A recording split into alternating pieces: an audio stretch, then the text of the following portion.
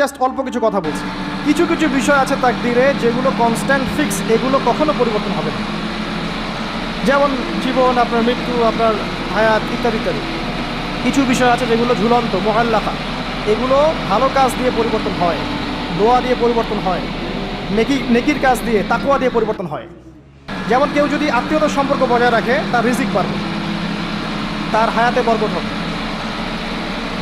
এই যে কোরআনের কথা বললাম, কেউ যদি কোরআন বেশি বেশি তেলাওয়াত করে, কোরআন নিয়ে বেশি বেশি গবেষণা করে, তার হায়াতে রিজিকে বারাকা আসবে। কেউ যদি প্রতিবেশীর খোঁজ খবর নেয়, পিতা মাতার সেবা করে, মা না থাকলে খালার সেবা করে, তারও বারাকা আসবে। কেউ যদি বেশি বেশি দোয়া করতে থাকে, আল্লাহর কাছে প্রচুর দোয়া করে, খালি দোয়া আর দোয়ার উপর থাকে, দেখবেন ও বিপদ আপদে কম পড়বে। আর বিপদ আপদ আসলেও দেখবেন আল্লাহ পাক গায়েবী মাদাতে দেখবেন কোনো না কোনোভাবে তাকে সেভ করে ফেলছে। দোয়া দিয়ে তাকদীর পরিবর্তন হতে পারে।